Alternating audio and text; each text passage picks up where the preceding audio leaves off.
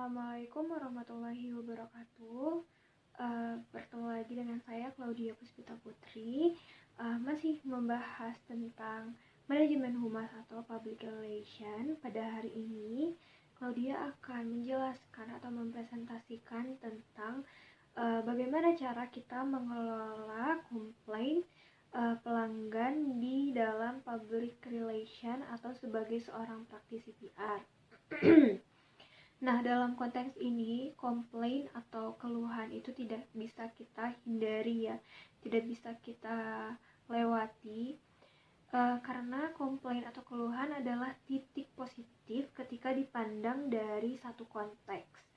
Nah, jadi yang sebenarnya bisa menjadi bagian yang jadi satu konteks itu bisa, sebenarnya komplain itu bisa menjadi titik positif bagi lembaga kita, bagi perusahaan kita, untuk menjadi lebih baik lagi ke depannya. Nah, jadi komplain dan keluhan bukan untuk dihindari, apalagi dilawan, tetapi dikelola dan diperhatikan secara profesional. Nah, salah satu faktor yang paling mempengaruhi kepuasan dan juga persepsi konsumen atau pelanggan terhadap mutu layanan yang kita berikan, yaitu bagaimana cara kita untuk mengelola komplain itu sendiri. Nah,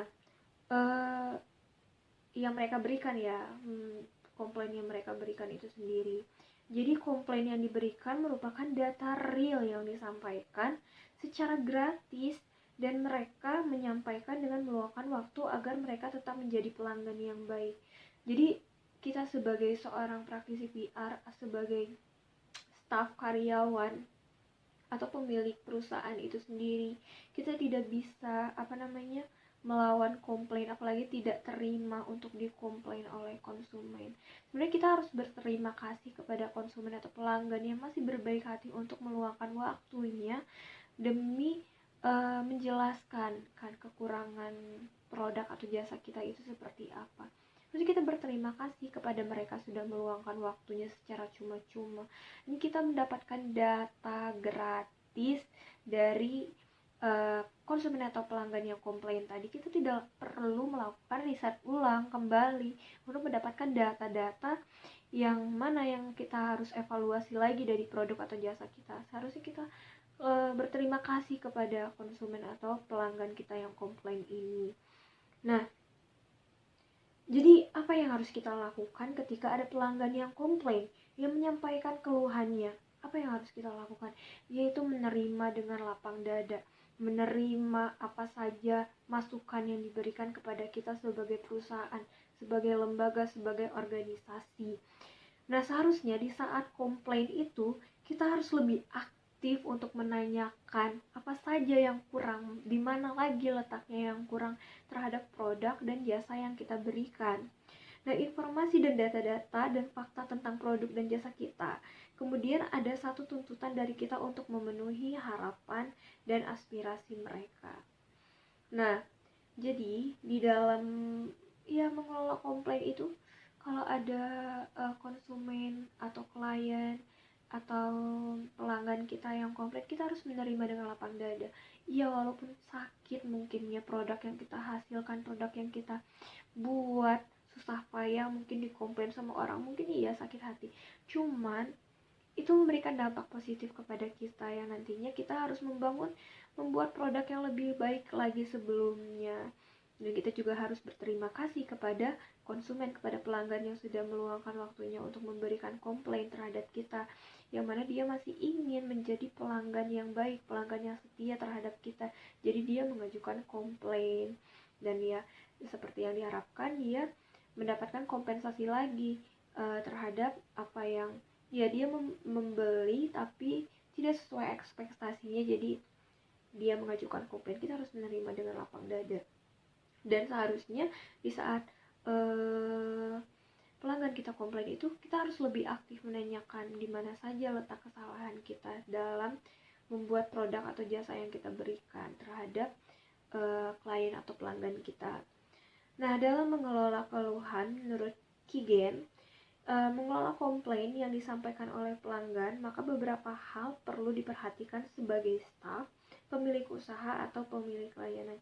Jadi menurut Kigen ini ada beberapa yang harus kita perhatikan sebagai kita staf, karyawan, atau pemilik perusahaan atau lembaga atau organisasi itu. Yang pertama itu dengan rela dan dengan hati yang paling dalam harus berani meminta maaf. Nah, meminta maaf, kita harus berani meminta maaf atas ketidaknyamanan yang terjadi terhadap produk atau jasa yang kita berikan, dan memberitahu kepada pelanggan bahwa kita menyesali itu atas ketidaknyamanan yang terjadi. Kita harus meminta maaf ketika ada pelanggan yang merasa ekspektasinya itu tidak terpenuhi gitu, apa yang dia berikan dengan yang dia dapat itu merasa tidak balance gitu kan. Jadi kita harus meminta maaf dengan sepenuh hati kepada pelanggan. Kita merasa menyesal atas ketidaknyamanan yang terjadi di sini. Agar kenapa? Agar apa? Tujuannya agar pelanggan yang komplain tadi tetap menjadi pelanggan setia dan pelanggan yang baik bagi perusahaan kita nantinya. Yang kedua, menyatakan atau menyampaikan kembali keluhan dengan kata-kata sendiri yang menunjukkan bahwa kita benar-benar memahami keluhan mereka, serta satu kondisi yang menyatakan bahwa kita paham dan menerima dengan lapang dada semua keluhan yang disampaikan. Nah, jadi kita harus memahami apa yang mereka rasakan, keluhan apa saja yang mereka utarakan. Kita harus memahami dan kita harus paham apa saja yang mereka inginkan, bagaimananya. Dan kita harus menerima dengan lapang dada keluhan-keluhan yang mereka berikan terhadap perusahaan kita, terhadap jasa yang kita berikan. Jadi kita harus menyatakan bahwa kita paham atas keluhan mereka. Jadi mereka merasa dimengerti, mereka merasa dirangkul. Oh, ternyata perusahaan ini kalau kita komplain, dia menerima kita dengan lapang dada, mereka tidak marah. Ya, jangan sampai kita tidak memahami, kita malah defense, kita malah menyerang mereka balik, menganggap mereka ingin menghancurkan perusahaan kita. Tidak, jangan berpikir seperti itu. Itu pikiran yang terlalu sempit ya. Jadi kita harus menerima dengan lapang dada apa saja keluhan-keluhan yang disampaikan oleh klien, oleh konsumen, oleh pelanggan yang menggunakan produk dan jasa kita. Nah, jadi yang ketiga itu ada restitusi. Nah, pada tahap ini, lakukan apa saja untuk memuaskan pelanggan. Lakukan apa saja untuk memuaskan pelanggan. Karena pelanggan tadi sudah kecewa, ya kan, atas ketidaknyamanan, atas ekspektasi yang tidak terpenuhi, atas apa yang mereka berikan dan yang mereka dapat itu tidak balance. Nah, kita harus lakukan apa saja untuk memuaskan mereka sebagai konsumen, ya kan. Jadi ketika mereka puas, ya kita juga merasa senang juga kan sebagai perusahaan. Tidak terdapatnya terbentuknya citra buruk di perusahaan atau lembaga kita. Nah, jadinya artinya berikan apa saja yang kepada pelanggan, apa saja yang mereka butuhkan sebagai bentuk bahwa kita menyesali karena kita kurang memperhatikan terhadap produk atau jasa kita sebagai sebuah layanan, ya kan. Jadi memang benar-benar kita melakukan apa saja dalam rangka kita sangat menyesali ketidaknyamanan antara kita sebagai staf, sebagai karyawan, sebagai pemilik usaha kepada konsumen atau pelanggan kita tadi. Nah, yang keempat itu tindak lanjut atau mencek kembali, mencek lagi apa saja yang masih kurang. Kita menghubungi lagi kepada pelanggan atau konsumen yang tadinya. Nah, selanjutnya itu apa sih pentingnya penanganan keluhan atau komplain? Kok penting banget sih sepertinya penanganan komplain atau keluhan ini? Nah, Sutojo menyatakan ada beberapa alasan seseorang tidak lagi membeli atau mengkonsumsi satu jasa atau produk. Yang pertama itu 1% karena meninggal dunia. Jadi ya tidak mungkin ya orang yang sudah meninggal dunia akan kembali membeli produk yang dia sukai di suatu perusahaan. Tidak mungkin. 1% karena meninggal dunia. Yang kedua itu 3% karena pelanggan pindah tempat atau alamat. Nah, jadi mereka sudah pindah kemana, jadi mereka ya tidak membeli lagi. Yang ketiga itu 5% karena minatnya berubah, sudah tidak ya berubah ke lain hati. Nah, yang keempat itu 9% pindah langganan pada perusahaan kompetitor atau perusahaan saingan. Nah, yang kelima itu 15% karena tidak puas dengan produk yang dibeli.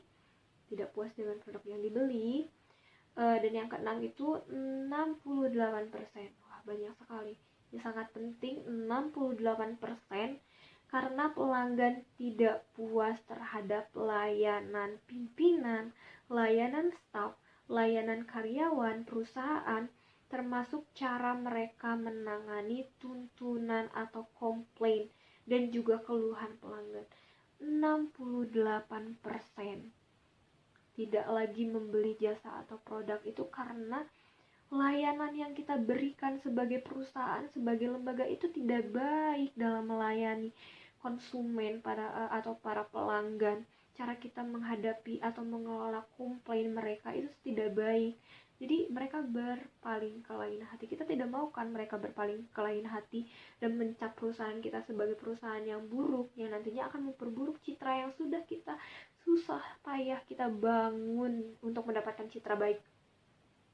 Nah, jadi ada satu pendapat sederhana yang disampaikan oleh Ciptono, bahwa manajemen komplain adalah bentuk penanganan atau bentuk penataan atau pengaturan yang dilakukan oleh satu lembaga atas reaksi ketidakpuasan.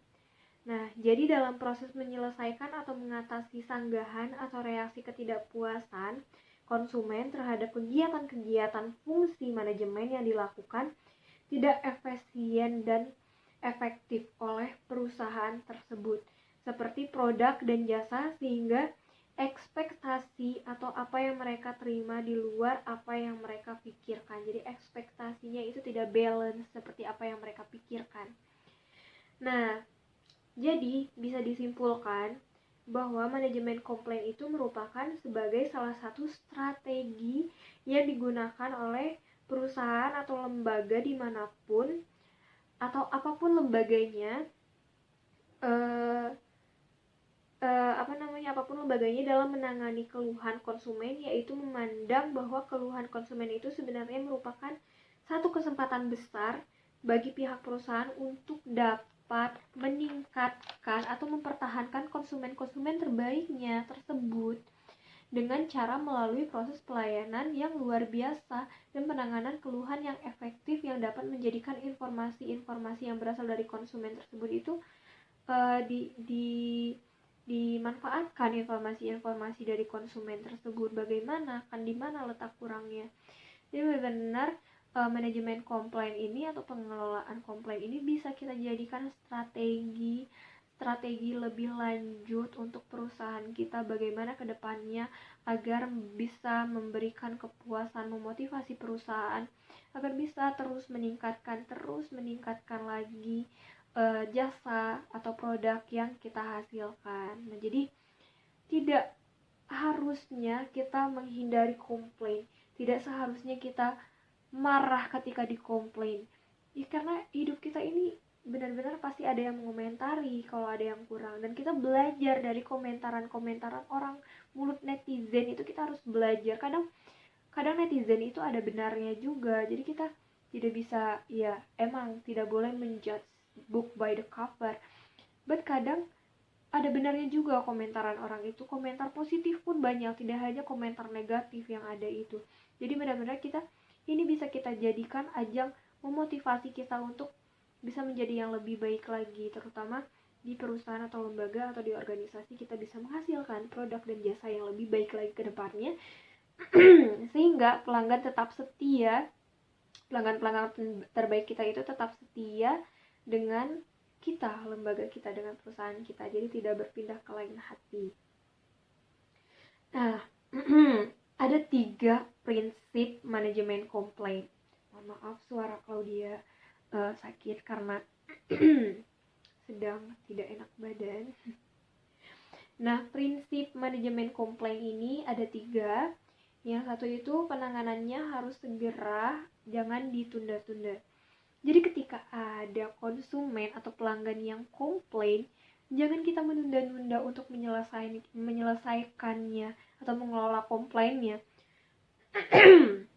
Nanti perusahaan kita bisa dicap buruk, pelayanannya lambat, seperti orang yang tidak niat, bilangnya menyesal, tapi selalu ditunda-tunda, itu akan menyebabkan masalah lagi di belakangnya. Jadi kita sebisa mungkin, sebaik mungkin kita harus menyelesaikan atau menyelesaikan segera komplain-komplain yang masuk agar tidak bertumpuk juga, agar tidak menyebabkan citra buruk juga nantinya kepada perusahaan yang kita naungi. Yang kedua itu kemampuan mengatur komplain. Nah, seperti yang tadi, kita harus menerima dengan lapang dada.